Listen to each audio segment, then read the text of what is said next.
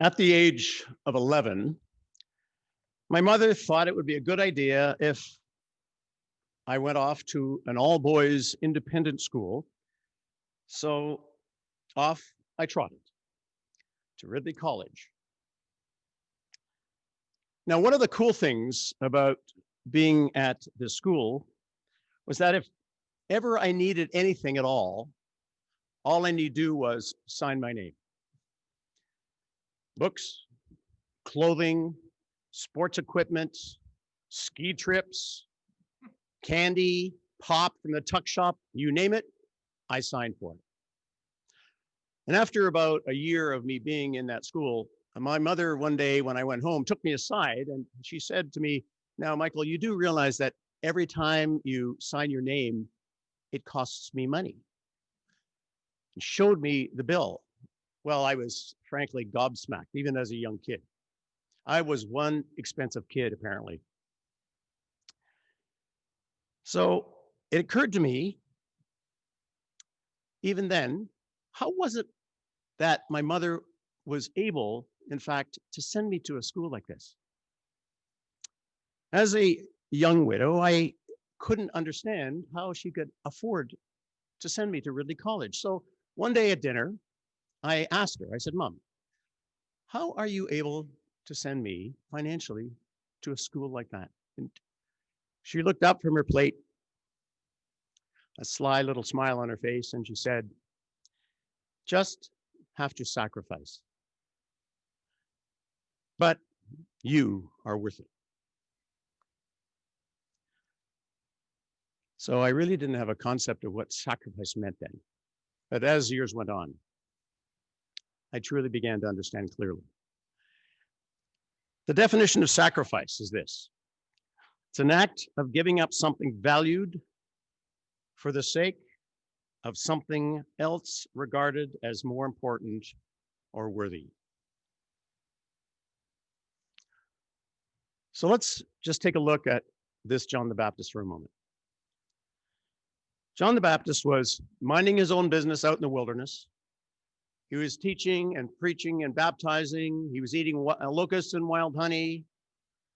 And along came a posse from the Pharisees. And they began asking him some questions. And they said to John, "Who the heck do you think you are? Who do you think you are?" And John responded by saying,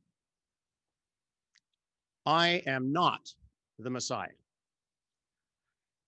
John's response was a negative confession.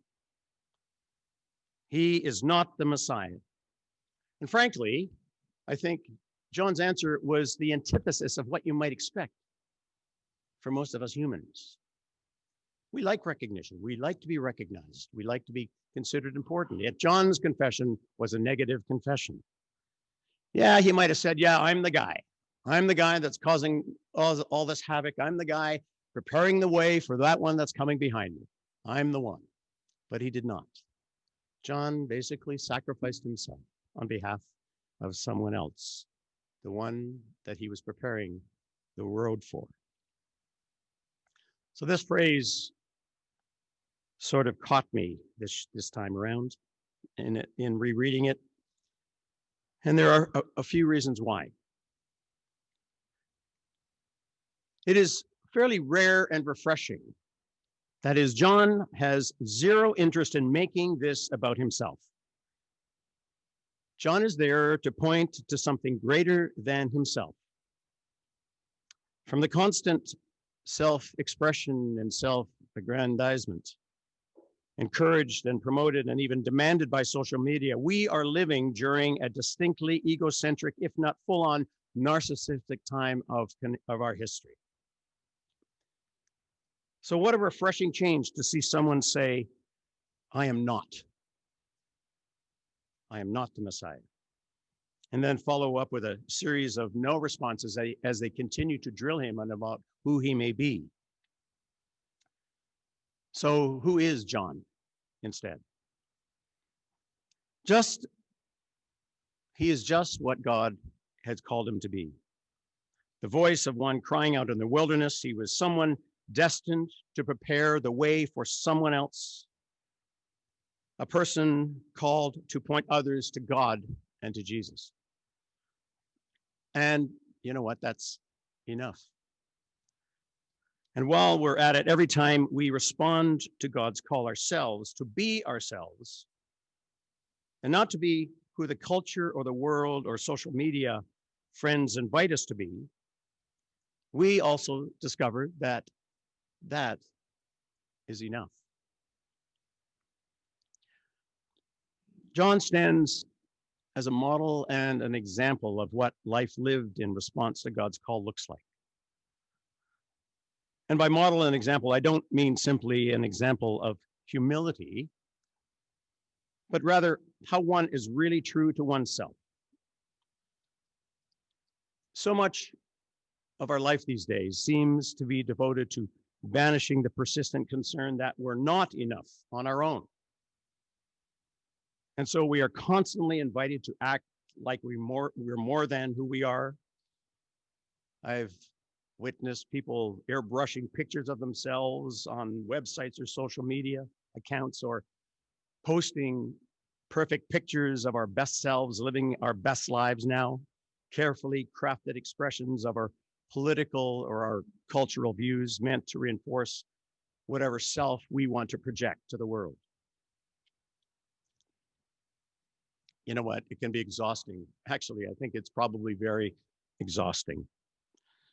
To the point, excuse me, to the point that it has been proven that there are spikes in concerns around mental health and anxiety and depression that can be traced back to time spent on social media.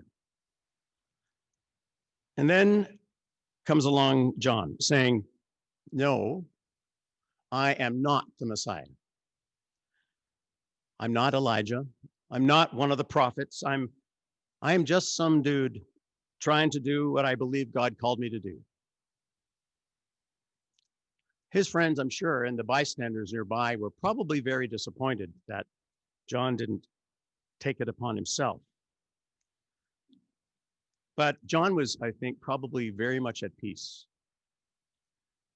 which is why I think this invitation is less about setting a standard for us to imitate and more about an invitation to revel in God's acceptance of us and God's call to us just as we are.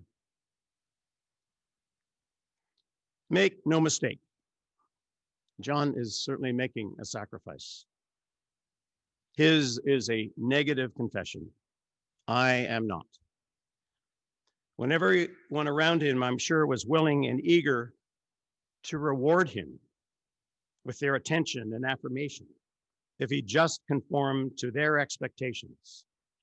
I mean, think of all the likes or the retweets or the new followers he would have gotten if he just been who they wanted him to be.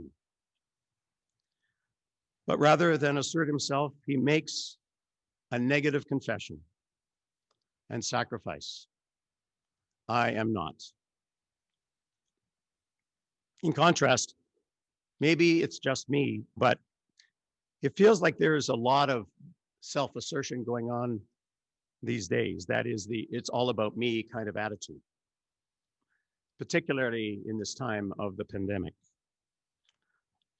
In some quarters, we have all been reading about and hearing about the people who are concerned about the restrictions and the refrain from people who feel they have every right to gather publicly for public worship. Masks are dismissed as too restricted when we should be able to do whatever we want. Our civic politicians and the mandates related to limiting the spread of this virus are resisted, or they're denigrated as incursions into our various freedoms and human rights. We live in a highly individualistic culture, and I think we've lost our sense of being connected to a larger body, a community, a human family. And as such, we are the poorer for it. But perhaps remembering and looking beyond our own little egocentric universes, we can reclaim and resurrect the notion that it takes a village to raise a child, and that we are all interconnected. We are all in this together.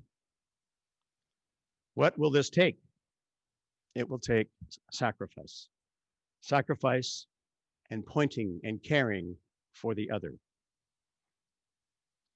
In our sacrifice, we are given a larger picture of what God's call might be for each of us. And when we make sacrifices and can look beyond ourselves to the needs of others, it is there we find joy. Yes, joy in sacrifice for others.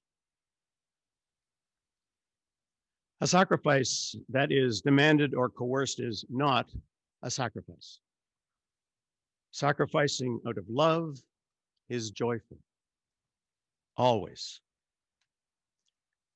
Which doesn't mean it's easy, but when we make the very small sacrifices of love for our family, our children, our friends, and our neighbors, because we're caught up in how blessed, loved, and accepted we are, the result is always joy.